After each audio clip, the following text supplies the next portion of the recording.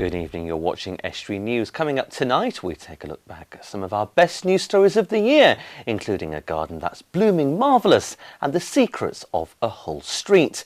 And we rub Jeannie's lamp as panto season gets underway.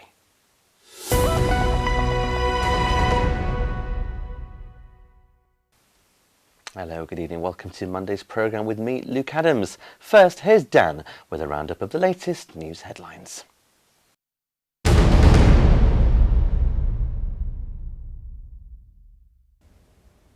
A man has died following a fatal collision on the A180. The incident happened at around 9:30 p.m. last night on the eastbound carriageway when a white Vauxhall combo van collided with a stationary Scania lorry parked in a lay-by close to Barnaby Top. The driver of the van was pronounced dead at the scene. Police are appealing for witnesses after a man was assaulted in Cleethorpes. It happened between 4:30 a.m. and 5 a.m. on Saturday in Grimsby Road, close to the Memorial Hall, where the 26-year-old victim was attacked from behind and assaulted. He suffered injuries to his arm and face and remains in Grimsby Hospital. The victim and the suspect have been involved in a verbal disagreement in the Lighthouse Club earlier on. A 26-year-old man has been arrested on suspicion of causing grievous bodily harm and has been released on bail until January, pending further inquiries.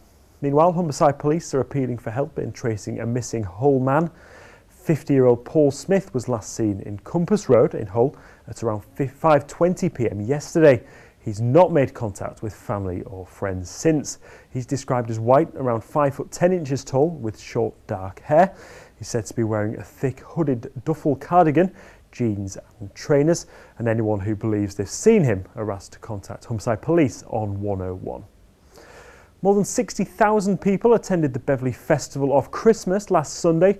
Residents and visitors came along to see Santa and his reindeer, bought festive gifts from the 130 traders in attendance and enjoyed a varied programme of live music and activities that took place around the town.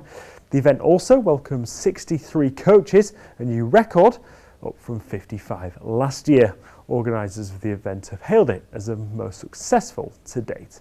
And a Scunthorpe man who volunteers his time to help others has been honoured in a local health trust's awards. Andrew Beach received the award in the Volunteer of the Year Awards, and comes just days after winning an award for Adult Male Volunteer of the Year in the 5th annual North Lincolnshire Community Champion Awards. He won the award for his volunteering with Age UK and for being a champion of Ardash's community learning disability team. It's panto season again. Oh yes, it certainly is. And in Grimsby, it's returned in true magical style with the story of Aladdin. Can the poor Chinese boy win the heart of the beautiful princess? We caught up with the cast recently to find out. So what's it like dressing up with all the amazing costumes and makeup and really getting into role? It's great fun. I love doing panto. It's probably the only thing that I do all year where families can come, mums and dads with the kids and grandmas and granddads, and just dress up like this, looking wonderful, like I do, and and it's just so much fun. It really is. I love it. This is my 10th panto this year, which is I can't quite believe, but no, it's enjoyable. Every year I do it, it's enjoyable, and there's nothing like it really. But to make me look like this, it just takes a while. It takes about 2 hours. Part of the 3 hours. very much part of the job, isn't it? Yeah, part of the dames. Yeah, I mean, there are dames that take their own wardrobe around. Yes. Yeah, I don't do that, unfortunately. No. I don't do that. No, but yeah, it takes me quite a while to look this beautiful. What's it like being in panto? How does that compare? Because obviously you've done lots. You've been in Coronation Street. You're also a qualified journalist. So why panto? I mean, I don't do one every year. I do one every maybe 2 years. And, you rightly say I'm a journalist, and what a better antidote to bodies in suitcases and car crashes and, council meetings and what have you, to a fantastic, 3 weeks of escapism. What's it like playing the role of a baddie, being booed and hissed? What's that like, getting into character? It's the best role. I tried playing the goody on 2 occasions and it just didn't feel right, and I just saw myself. I was playing the goody and I was sort of looking at the baddie and playing opposite me and thinking, why am I not doing that role? You know what I mean? And he was obviously having so much more fun. So you can really let go with the baddie. It's fantastic. What's it like performing in Grimsby? What's the reaction been like from the audience? It's been really good, hasn't it? Yeah, it's been a tremendous reaction. You know, full on, you know, engagement. And of course, these two are local, so you know they've been here supporting their local heroes. And obviously you two are local, so what is that like coming back to your hometown for Christmas and performing in Grimsby? For me, it's brilliant because I live in Kent, where I've been for about 10 years now, and for me, it's great to come back, and I've got my family here, mum and dad are here, and so it's great to come back and spend time with them, and also do the local theatre, which I've never actually performed in. I came to see the first pantomime here in, I think it was 1995, the first panto. And I always thought I'd love to be on that stage, and 20 odd years later, here I am. So dreams do come true, and, but no, it's great. It's a great feeling to be back in Grimsby. I love it. Yeah, I love it too. I actually used to work here at the auditorium as an usher and on the bar and stuff. You did, didn't you? Yeah, and actually when Nigel came and did Bouncers, a long time ago, or not that long ago. 2003 was. I was working as an usher and I watched it, and so it's great to come back and be the other way around. And the other thing is, like, a lot of my friends that I know here, they've had kids now and they're kind of old enough to come and see it. So that's kind of fun. If they come, I can give them shout outs and stuff like that. So yeah, it's nice. Now, how does your garden grow? Well, for one in North Hull, blooming marvellous. The Rainbow Community Garden on Levisham Close off Endyke Lane was awarded the Green Flag Award earlier this year to celebrate that it's amongst the best green spaces in England, something that they never thought possible. A true hero of the local community, its founder Jeannie Webster has been running it for 18 years, and I went along to meet her amidst the glorious sunshine. The Rainbow Community Garden, a haven of tranquility amongst the urban sprawl of North Hull. Based just off Endyke Lane and at the heart of the community, Jeannie Webster explains where the idea of a community garden came from nearly 20 years ago. I came across this piece of land 20 years ago, and myself and others decided to develop it into a community garden. And we didn't think it'd work, really. We had a lot of opposition, but it did. We finally became a registered charity, our own bank account, a constitution, and we've been now open for 18 years officially. We've tried to make the garden so that it's pleasant for people to see when they first walk in, if they just want to sit and relax.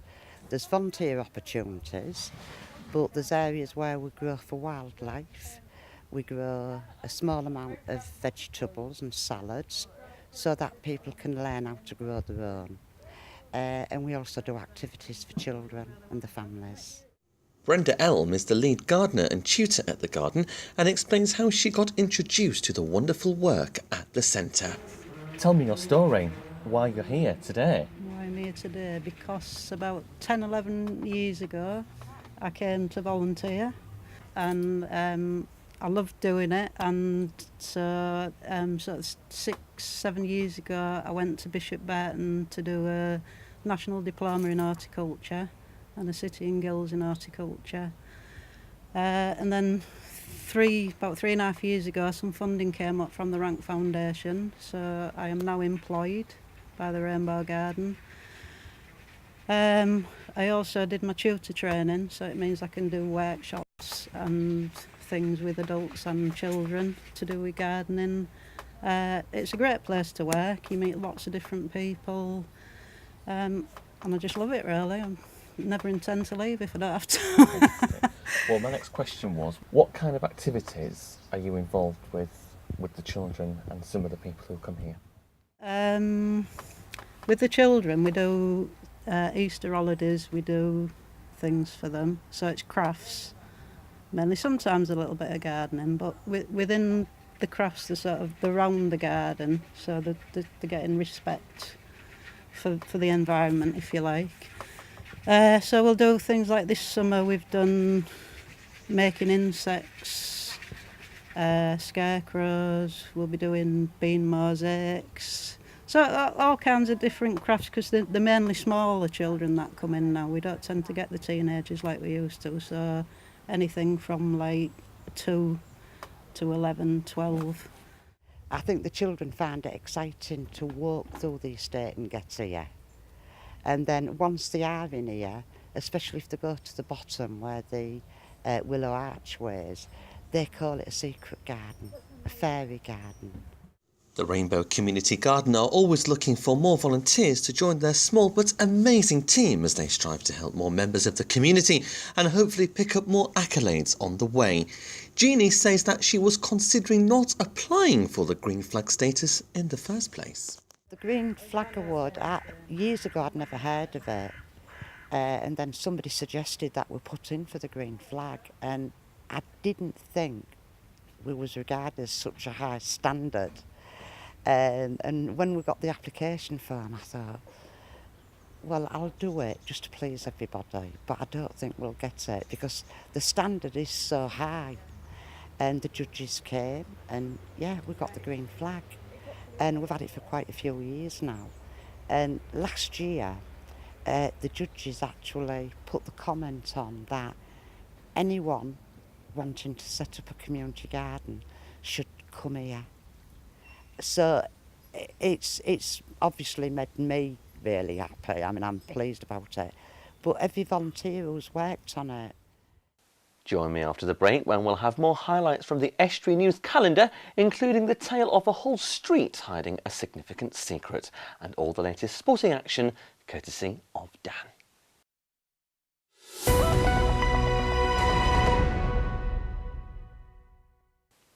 Welcome back, you're watching Estuary News. Still to come tonight, Dan brings us a roundup of all the latest sporting action and more highlights from the Estuary News calendar.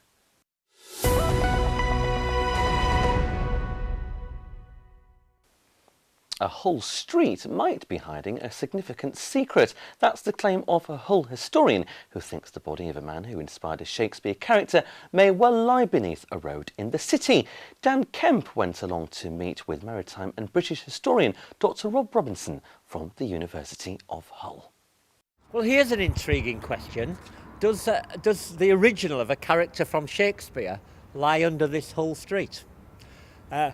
You might ask, why would I even ask such a question? Well, the Duke of Suffolk is the person in question. The Duke of Suffolk was a Delapole, and the Delapoles had been a prominent family in Hull for generations by his time. Born in the 1300s, William Delapole was part of the famous Delapole family we still see reminders of in the city today. They'd already been a part of the city for 100 years or more by the time William was becoming more and more prominent in English political and military circles. Really is a character very Games of Thrones to his story. He's the favourite of Henry VI. He gets talked about in both Henry VI Part 1 and 2 by Shakespeare, and he's nicknamed Jackanapes in that. In reality, he was, as I say, a friend of Henry VI. He negotiated his marriage to Margaret of Anjou and was later involved in all sorts of military battles and conquests, and not always successfully. We lost a lot of land in France during this time. It's a time of great intrigues, the middle of the 1400s, and what we find is that he falls foul of Parliament and his enemies, and they want to punish him. Henry VI intervenes to basically save his life, I think, sends him into exile for 5 years. But on his way into exile, his ship is intercepted by his enemies, who board it, capture him, hold a mock trial, and very Game of Thrones-ish style, I suppose, cut off his head, ostensibly with a rusty sword. His headless body is said to have floated ashore near Dover and was collected and returned to his wife, who interred him. And this is where the Hull link again comes in. The Delapoles for centuries had used Hull as a place of interment, and many were interred in the Charterhouse, which was very close to this spot, to the Carthusian monastery called the Charterhouse, which was very close to this spot. With the family's links to the city, the likelihood is the body of William Delapole lies either on this site or at the family's other power base near the village of Wingfield in Suffolk, leading to the question over whether his body still lies beneath Charterhouse Lane. The story of this area is very much the story of the Delapoles. The Delapoles in the 1300s had formed two religious institutions here. They formed basically the Carthusian monastery and what became known as God's Hospital Charterhouse alongside. And it was basically the Carthusian monastery where many of the Delapole family were probably laid to rest. The thing is, what happened to the buildings? Today we see the wonderful Charterhouse buildings. These are all 18th century, but the Charterhouse has been on this spot since the 1300s. It really is a remarkable piece of Hull's history. Alongside it, or very close to it, was the Carthusian monastery that we're talking about. When Henry VIII came along, of course, he dissolved the monasteries. The hospital, of course, survived, but the monastery became for a while a private house, but then during the Civil War, when Hull was besieged, it was demolished. Lots of things have taken place on the site since. Just interesting to wonder whether our friend, the Duke of Suffolk, is actually still under a Hull street. He was also, by the way, High Admiral of England, one of the earliest High Admirals of England. So there can't be many there can't be many city streets in the world where they might have a character from Shakespeare lying under the street who is a Lord High Admiral to boot.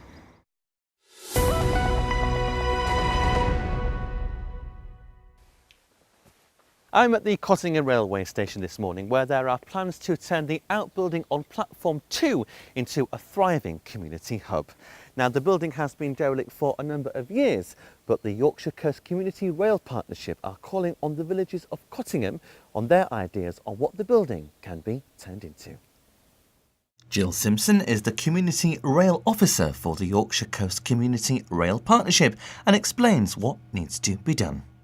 The building's been empty for quite a long time and it's suffering from damp and just a bit of general neglect. So what we want to do is to bring it back into use, but for community purpose. So what we're doing at the moment is we're speaking to the community via social media, via surveys on the trains, etc., to find out what people really want to see here. Because what we don't want to do is to convert a building and then for it not to be used. Ros Jump is a councillor that represents Cottingham and is excited by the prospect of bringing the derelict buildings back to life. She says the plan needs a step-by-step approach. I think it's a sensible approach just to do part of the railway station buildings and see how that goes, get that firmly established and then do the other half. Because I think if they tried to do it all in one go, it would be too big a project. The station's been sort of semi-derelict like this for years, and as it's a listed building, it would be such a shame if we lost buildings like this. So I think it's a brilliant scheme, and hopefully we're getting some good ideas through that we can actually make a goer of and get the people coming down to the railway station, not just to catch a train, but to do whatever is available down here and put it back as part of the community. One or two people have mentioned to me, oh, we hear something's going on down at the station, and they've seen the internet sites, Facebook, etc., and they're interested as well. I think it's curiosity at this stage as to what can be done, because people have said for years, oh, something needs to be done, but now it's actually looking like something's going to happen at long last. And what are some of the suggestions that have come forward so far? We've had quite a lot of response. It's been really positive. Most people would like to see a cafe or some kind of tea room with newspapers, etc. So little mini news agents in there. Other people have said, would it be useful for child play? So kids could come down and do activities, or families could maybe rent it for a very, very small fee, just to sustain the building. Maybe have kids' parties in there, that sort of thing. It's time for our Christmas message now, courtesy of the Bishop of Hull, the Reverend Alison White.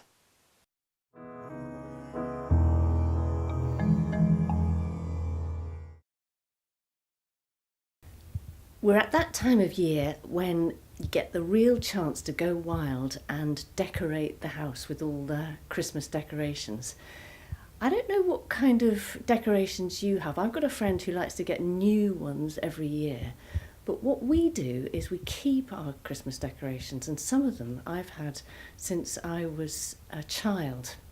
And it's a great time of year to get the box out and to unpack the decorations, and you find yourself reminiscing and telling the stories that go with those decorations as you hang them up around the place. And always for me, the heart of decorating the house at Christmas is to be able to put out the nativity scene. And out come the figures, a little bit worse for wear over the years now. And there the story of Christmas is right at the heart of our celebration. And Christmas is a great time for telling stories when you're around with family and friends and you've had a bit of something to eat and a bit of something to drink and the stories start to flow. I wonder what your Christmas stories are.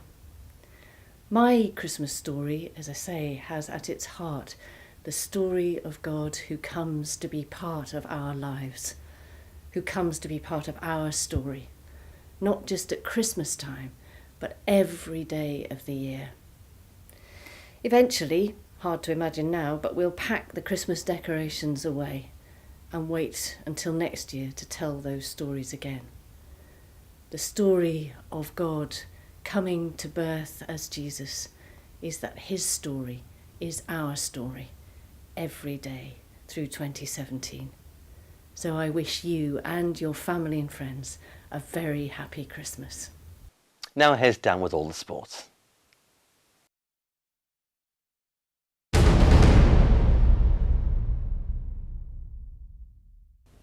Hull City failed to make their superiority pay at West Ham on Saturday, meaning they've slipped to the bottom of the Premier League. The Tigers rattled the post 3 times at the Olympic Stadium as they spurned numerous chances to take the game beyond their opponents. In the end, former City midfielder Mark Noble's second-half penalty was the difference maker. Elsewhere, Scunthorpe United have kept their grip on top spot in League One. They remain 3 points clear of second-place Sheffield United after Saturday's 3-0 home win over Millwall. Paddy Madden scored twice and Hakeem Adelican netted the other. Elsewhere, Grimsby Town's travelling band of over 4,000 away fans came away disappointed from their trip up the M180 to Doncaster. Liam Mandeville scored Rovers' only goal 3 minutes in to deny the Mariners anything on their travels. Meanwhile, North Ferriby United had more fortune. Kyle Watton and Stephen Brogan scored in their 2-1 win at Maidstone to hold the Villagers off the foot of the National League. The pre-season favourites for relegation are now just 3 points adrift of safety. And finally on ice hockey, it was double disappointment for the Hull Pirates the weekend. They lost 7-4 at the Telford Tigers on Saturday before going down 3-2 at home to Swindon last night. And that's all for the sport.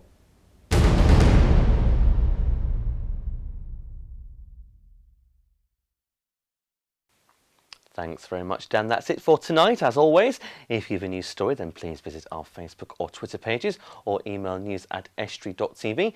You can also phone our news desk, which is a Grimsby number 01472315553, or put pen to paper and write to Estuary TV, Nuns Corner, Laceby Road, Grimsby, North East Lincolnshire, DN34 5BQ. Join me same time tomorrow when we'll have more highlights from the Estuary News calendar, including fine cuisine at the seaside, and I'll be joined by Anne Winslow giving me some hints and tips on coping this Christmas. Until tomorrow, from all of us on the team, a very good Monday evening.